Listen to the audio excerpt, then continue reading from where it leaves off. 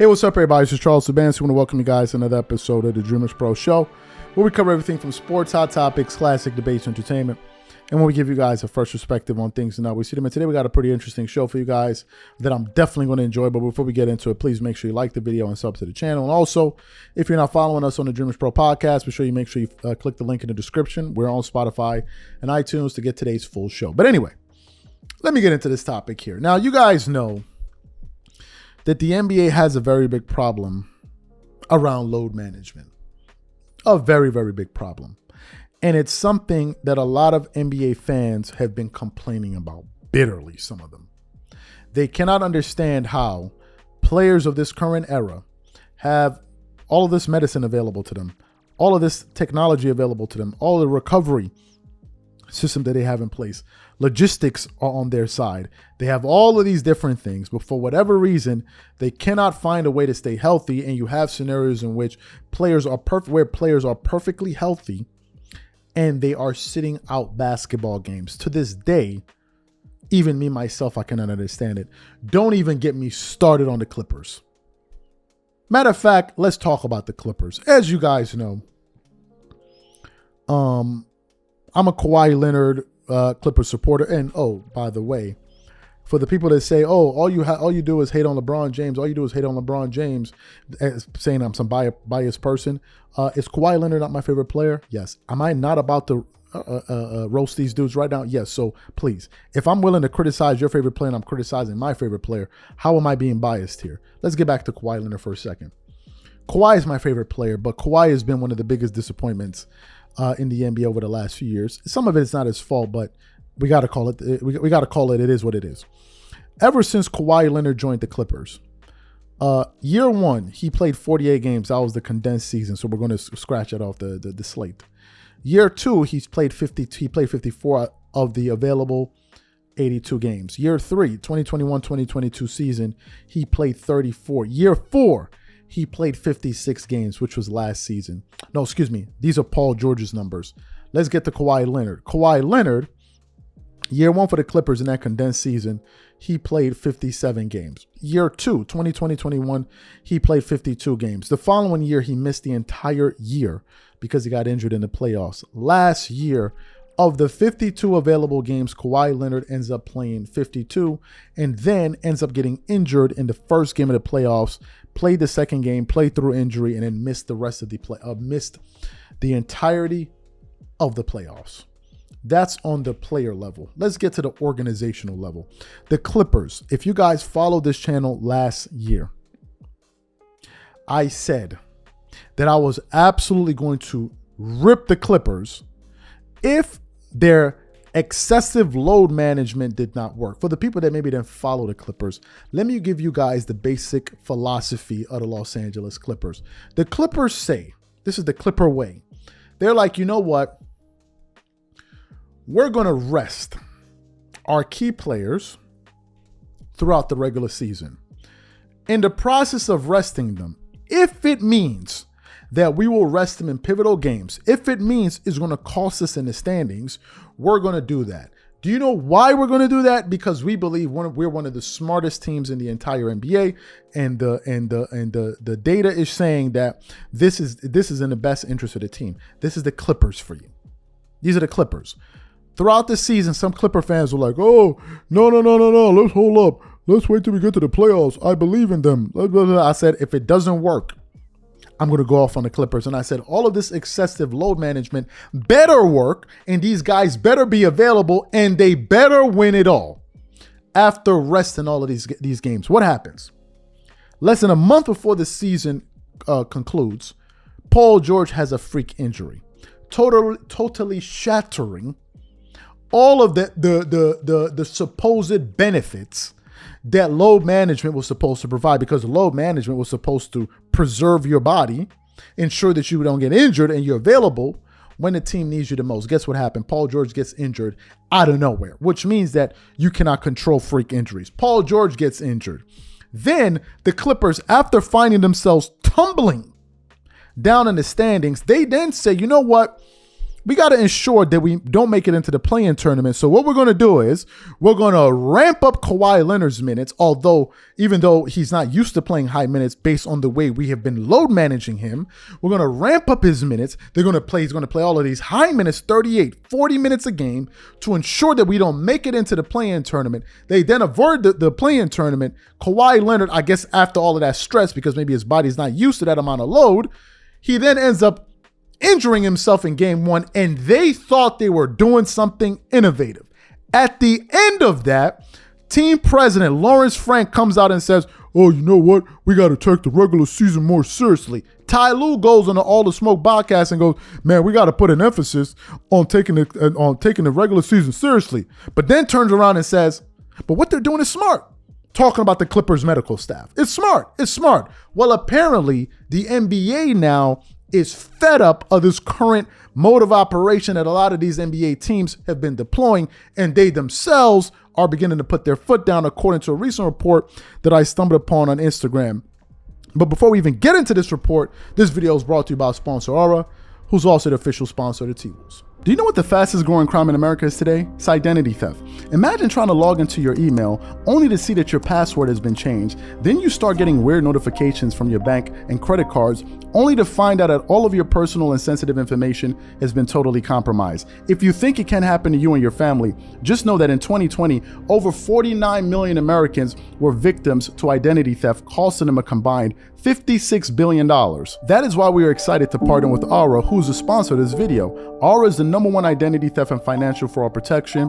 Aura monitors the dark web and alerts you if any of your passwords and accounts have been breached. And funny enough, after using Aura, I discovered some of my credentials were floating around in the dark web, and the app showed me exactly when and where the breach happened. In addition, Aura allows you to set spending alerts, and they'll notify you of any suspicious transactions. Aura is 4 times faster than any of its competitors in alerting you if someone is trying to open a credit card or obtain a loan using your name. And remember this, every 14 seconds, someone becomes a victim of identity fraud.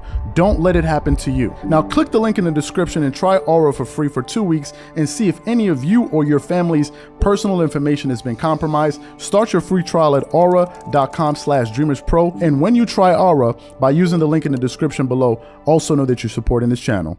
Thank you. So let me just get into some of these reports. I got one from Instagram. I saw it a few seconds ago. It says, ESPN sources, according to Woj, the NBA's competition committee has recommended stricter guidelines on resting players for national televised games and multiple stars together in the same game. The league's board of governors expected to vote Wednesday to pass the measures.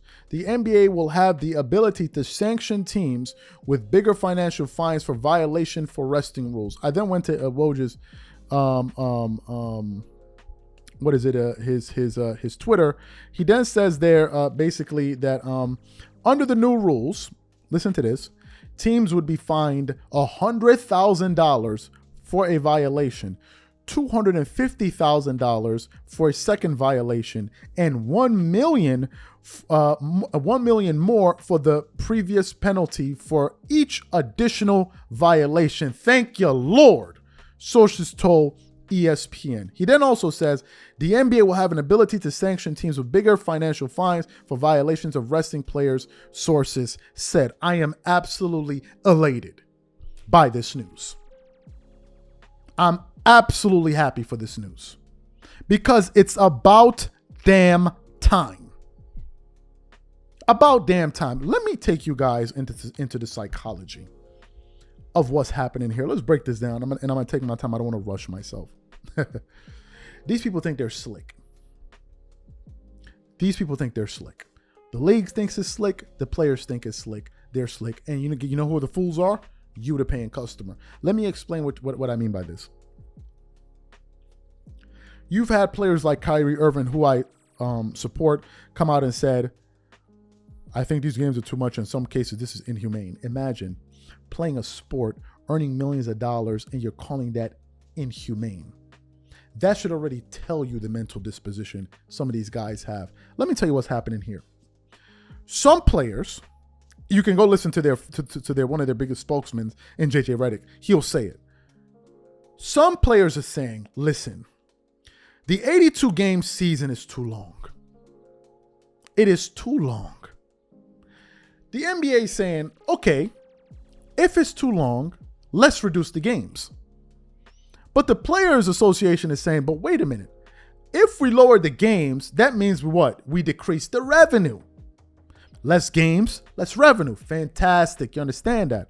So they say, well, we can't reduce the games, even though we're saying it's exhausting playing all of these games, because if we reduce the games, we're reducing the money. So we can't do that because we can't lose any money. But at the same time, we're going to complain that the games are too much. So the games are too much. There's an option for you to reduce the games, but you're not willing to do that. So you say, you know what? Let me sign a contract that states I'm supposed to play 82 games. I'm not going to play the 82 games. I'm going to get compensated for the full 82 game contract, paying me for that, for the period or whatever it is. I'm paying you for these amount of years, X amount of games. I'm going to accept that money, but I'm not going to play all those games. And guess who's going to foot the bill? You. You're going to fit the bill. You, the paying customer, is the fool here. We're going to figure this thing out at your expense. And if it means us sitting out big games, so be it. If it means us sitting out on road games when we only get to travel to that city once in a year, so just think about it. How cavalier you got to be to sit out star players on road games, knowing damn well the home fans get to see that person or that player potentially 41 times a year, and that fan in that city only get to see them once. So when LeBron, for example, goes to New York, that's it, folks. New York fans only get to see LeBron one time a year, unless you're willing to stupidly pay a flight ticket from New York to go watch LeBron play in LA. That's where we are. And the NBA is saying, wait a minute, this is hurting the product, because when we don't have our best players on TV, it's hurting ratings. It's hurting the ratings. So they don't want to reduce the games because they don't want to lose any money. They want the maximum amount of money, but the least amount of effort. That's a crook. You're supposed to render the services that you're being paid for. If I pay you $100 for $100 worth of service and you give me $80, you and I are going to have problems. We're going to have problems. Now, if there's some circumstances that are beyond the scope of the contract, maybe you get injured, maybe you get into an accident, that's something different. And obviously, no one is saying that an injured player should play. No one is suggesting that. What we're saying is, why are you resting players that are not injured? Which takes us back to the quotes that Kobe Bryant had to say, which was the following. Kobe says it's your damn job to ensure that you're ready to play an 82-game season. It's your bloody job to ensure that you're ready. That's what Kobe said. A lot of these guys look up to Kobe. Ain't none of them like him. He said it's your job to ensure that you're ready. When he was on ESPN, First Take, and he did his last interview, Max Kellerman, they asked him, they said, what would you do? How would you take it if an organization told you to load manage? He said they would never even try to come to me to have that conversation. They already know. They know not to even dare to approach me with that madness. Who's another player that felt that same way? Michael Jordan. They had a sense of responsibility to the fans. Some NBA players are like, shut up, you should be happy just to see me. Look at the stark difference. And most of these players will never be remembered on the level that Kobe and Jordan, these guys were. Never. So I'm happy that the NBA is putting its foot down. You got to make this a financial penalty. You got to make it a financial penalty. Excuse me. You have to. You have to signal to your customers that you give a damn.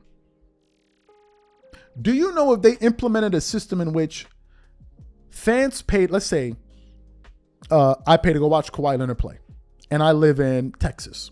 and I fly to LA to go watch him play. And I'm going there under the assumption that Kawhi Leonard is going to play. If I get there and Kawhi Leonard's not playing and he's healthy, they're just resting him, I should be able to get my money back. But they're like, nah, you don't get your money back. Sorry, sucker. You've paid. That's your damn business whether or not we didn't deliver what we promised. I'm sorry. I'm sorry. I'm sorry. Only in the NBA something like this can happen. Imagine going into any other business and this type of thing happen. Imagine paying for legal fees, legal services, and they don't render the legal services. Imagine going into McDonald's, you buy a Big Mac, and they hand you a McChicken or some madness like that. And like, oh, I'm sorry, we don't have any.